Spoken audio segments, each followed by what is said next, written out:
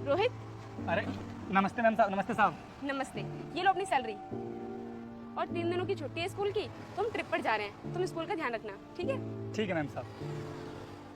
लेकिन हाँ, अभी तो मेरा महीना भी पूरा नहीं हुआ है, तो मैम साहब मुझे इतनी जल्दी सैलरी क्यों दे करके चली गई? यार अनुष्का, तुम ना बिल्कुल पागल ही हो। खाम का उसका टेस्ट लेने के चक्कर में पड़ गई। अब देखना उन पैसों को रख ही लेगा वो। अरे तुम बातें क्यों बना रहे हो? पहले देखो तो सही, वो इन पैसों को करता क्या है। छुपो नीचे।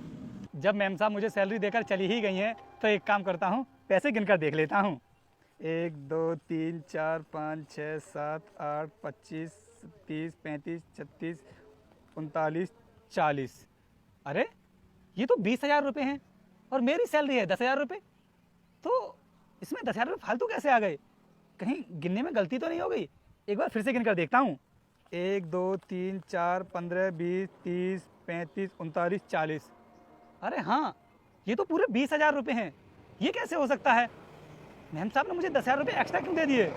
कहीं ऐसा तो नहीं कि 10,000 रुपये गलती से आ गए हों मेरे पास और मैम साहब को इनके बारे में पता ही ना हो? मुझे लगता है गलती से ही आए होंगे। और आज तक मैम साहब ने मुझे सैलरी में कभी 100 रुपये भी फालतू नहीं दिए हैं और इस बार वो मुझे 10,000 रुपये फालतू देकर चली गई। ये कैसे हो सकता है?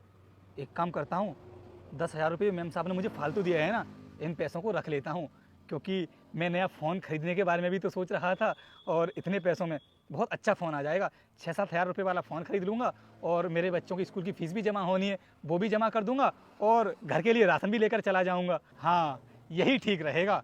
लेकिन अगर मैम साहब को इन पैसों के बारे में पता चल गया कि मेरे पास 10,000 रुपये फालतू आ गए हैं, तो उनकी नज़रों में मेरी क्या ही इज्जत रह जाएगी। अरे वो तो मुझे बेईमान समझेंगी और नौकरी से भी निकाल देंगी। मुझे लगता है कि ये पैसे ना मुझे मैम साहब को वापस कर देने चाहिए। हे भगवान, ये तुमने मुझे कैसी मुसीबत में लाकर खड़ा कर दिया है। मेरी तो कुछ भी समझ में नहीं आ रहा है कि मैं पैसों का क्या करूं। पैसों की ज़रूरत भी है तो पैसे खर्च भी नहीं कर सकता और ये पैसे रख भी नहीं सकता। क्या करूं अब मैं? अरे ये इतना सोच क्या रहा है? अरे सोच क्या रहा है? अभी ये सोच रहा है कि इन पैसों को कहाँ खर्च करूँ। अब ये शाम को जाकर ना अपने दोस्तों के साथ पार्टी करेगा, दारू पिएगा। तुम्हारे तो 10,000 रुपये गए अब। तुम चुप तो रहा करो।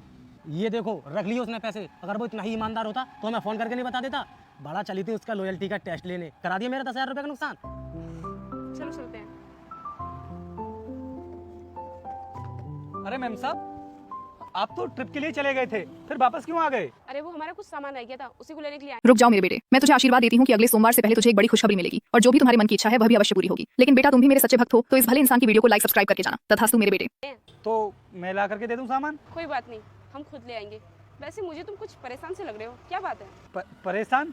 नहीं नहीं, मैं तो परेशान नहीं हूँ, मैं तो बिल्कुल ठीक।